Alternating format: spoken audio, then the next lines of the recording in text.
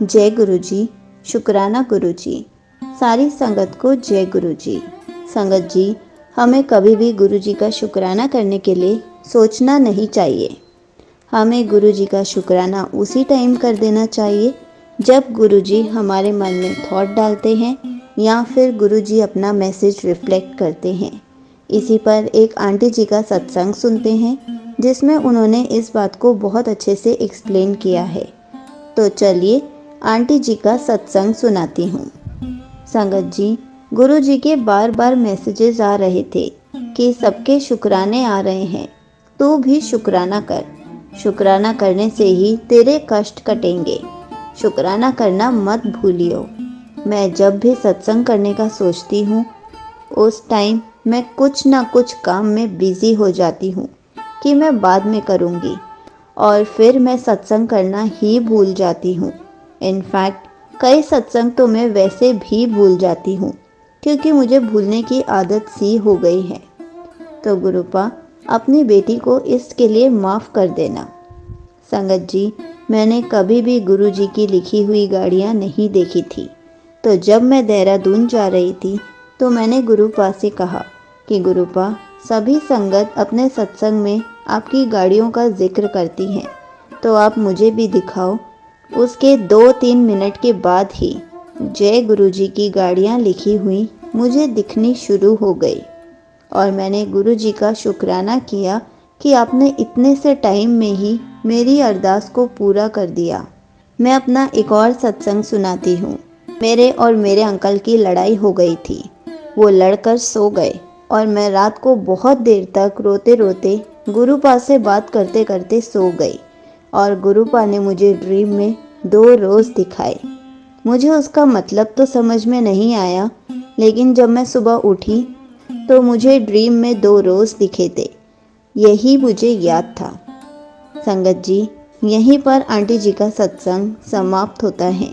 सबसे पहले तो यही बताऊंगी कि जब भी हमें कोई मैसेज आता है कि सत्संग शेयर कर, तो हमें कभी भी उसको टालना नहीं चाहिए, क्योंकि हमारे मन में जो भी थॉट आता है या हमारे सामने जो भी मैसेज रिफ्लेक्ट होता है वो गुरुजी ही करवाते हैं और हम गुरुजी के आदेशों को ना माने, ऐसा तो हो ही नहीं सकता। हमें सत्संग शेयर करने के लिए कितना ही टाइम चाहिए। ज़रूरी नहीं कि आपको बहुत बड़ा सत्संग शेयर करना है। अगर आप कोई छोटा सा भी सत्संग शेयर करेंगे वो भी सत्संग ही कहलाता है, क्योंकि गुरुजी जब अपनी ब्लेसिंग्स देते हैं छोटा बड़ा या टाइम देखकर नहीं देते। इसलिए हमें भी गुरुजी का शुक्राना करने के लिए हमेशा टाइम निकालना चाहिए। काम तो हम सारी ज़िंदगी करते ही रहेंगे, लेकिन शुक्राना ना करें या उसको टाल दें, ऐसा कभी नहीं करना चाहिए। इसलिए सारी संगत से रिक्वेस्ट है, जब भी आपके साथ कोई मिरेकल हो या आपकी कोई अरदास पूरी हो या आपका कोई भी सत्संग हो, वो हमेशा शेयर करना चाहिए ताकि आपका पूरा गुरु परिवार आपका सत्संग सुन सके। क्या पता आपके कौन से सत्संग से किसको कौन सा आंसर मिल जाए।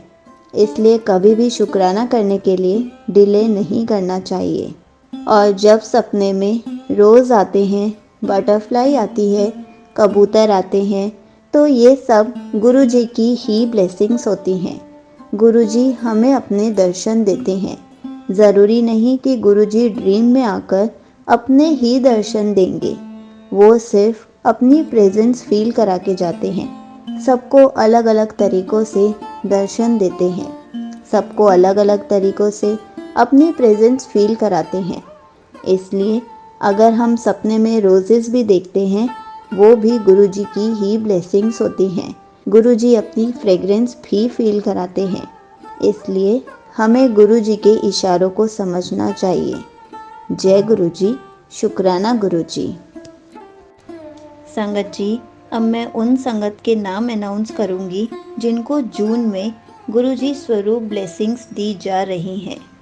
परथा प्रतिम नाथ जी आसाम से, प्रफुल्ला भोसेकर जी उत्तर प्रदेश से, रुचि भटनागर जी न्यू दिल्ली से, किरण कटारिया जी न्यू दिल्ली से, गीत सिंह मखानी जी मध्य प्रदेश से, हरि सिंह जी उत्तराखंड से, परमजीत कौर जी न्यू दिल्ली से, आकृति महलदर जी जम्मू एंड कश्मीर से, सुनीता तनवर जी न्यू दिल्ली से, पूजा कनौजिया जी लखनऊ से, संजुला हरिवंशी जी पंजाब से।